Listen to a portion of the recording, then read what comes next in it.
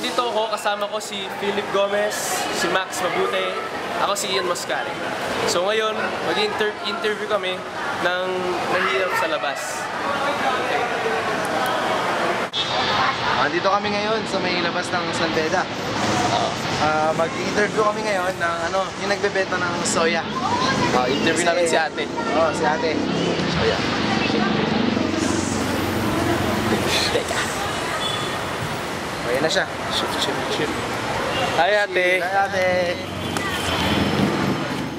Ate, kontento ka ba sa estado o sa buhay? Ay, hindi. Bakit? Kasi, siyempre, 6 pa yung anak ko nag-aaral. So, gusto ko mangyari. Kahit mawala na ako dito sa mundo, kanya-kanya na sila pamilya, makatapos sila na kanila. May asawa ko.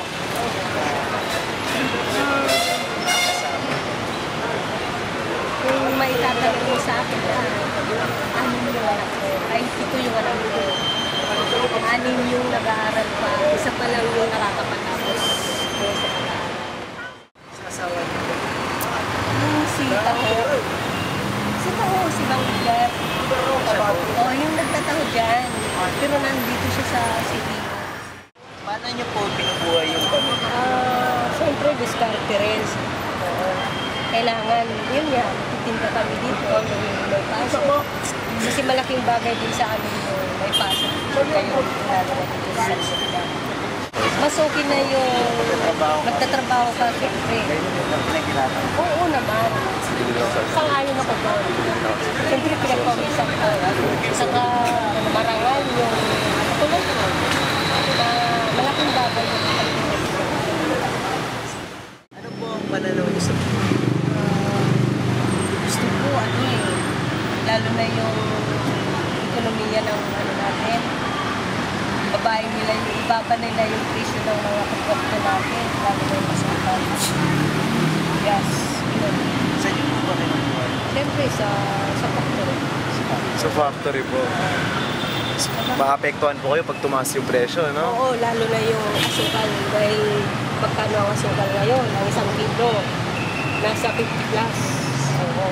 Samantalang noon, inabutan ko noon, 18 pesos pa lang sa 1 kilo. Oo. Nung panahon pa si Marcos.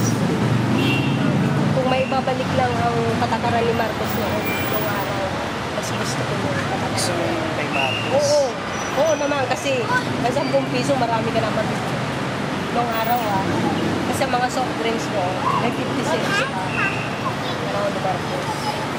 Yung pumasahe namin sa barko, kasi sa Leyte kami. Yung panahon pa noon, 150 lang sa barko. Samantalang libo-libo na sa bus pa lang. Kaya kung may okasyon lang, saka lang kami sa Next question. May sinisisi ka po ba dahil sa mga nangyari? Para sa akin, wala naman.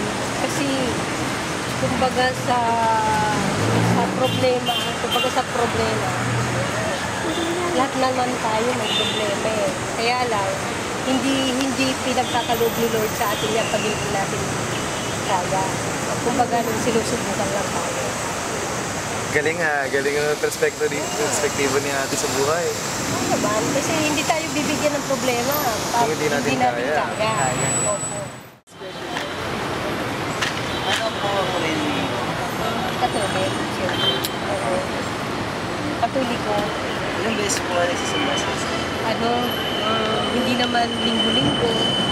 Kumbaga, kahit sabihin niyo po na hindi naman ako nagsisimba, alam ni Lord yan. Kasi kahit saan ako magpunta, kasama ko siya. Alam na yun. Kahit hindi ako nagsisimba. Hindi naman ito. Siyempre, magsisimba tayo pwede. Siyempre, mananalangin ko siya.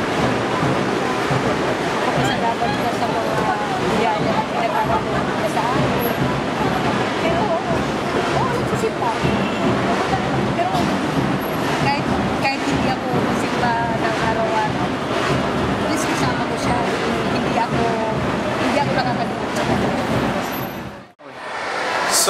reflection ko kay Ate Soya nung in-interview namin siya, parang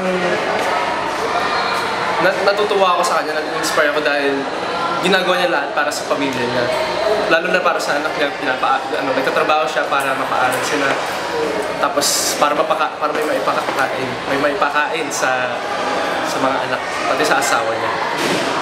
Tapos, ayun, bilib na bilib talaga ako kasi kahit paano, kontento siya sa buhay niya. Ayun. Family. Yun yung, kumbaga, pinagpupuhunan ng lakas ni Ate Soya, di ba? Yung pamilya niya, biruin mo, 7 yung anak niya, 6 pa yung nag-aaral. Doon lang sa ginagawa niyang yun, nakapagtapos siya ng isang anak niya, di ba? Kumbaga, yung perspektibo niya rin sa buhay ay maganda. Katoliko daw siya, di ba? Tapos tinanong ni Max kung ilang beses ba daw siya nagsisimba sa isang linggo. Sabi naman ni Ate Soya, hindi naman daw sa pagsisimba daw natutumbas yung, kumbaga, kung ano yung worth mo sa mundo. Alam naman daw niya sa sarili niya na ginagawa niya lahat para sa pamilya niya. Yung trabaho niya, hindi masama. Kaya, ayun, nakaka-inspire lang kasi, kumbaga, kami, mga accountant kami, madali lang mag-doktor sa future. So, pag naiisip ko siguro si Ate Soya, naiisip ko na yung mga taong ganun, hindi nga kayang manloko. Dapat yung mga may kaya. Mas lalong hindi manloko. Alam niyo, nakaka-inspire si Ate Soya. Nagtatrabaho siya ng marangal, kahit mahirap siya. 7 yung anak niya, 7. Tapos, nairaraos niya yun sa pagsusoya lang. Tapos, yung pananaw niya sa buhay, basta nagtatrabaho ka ng marangal, yun, pagpapalain ka pa rin ng Diyos. Tungkol naman yun sa paniniwala niya. Naniniwala siya na ang Diyos ang may kapangyarihan. Yun, siya ang may kakayahan na magbago ng kapalaran natin. Pero dapat, tulungan natin ang Diyos kung na kamitin yung gusto mong mangyari sa buhay. Sa pamamagitan nyo ng hard work nyo. Okay na?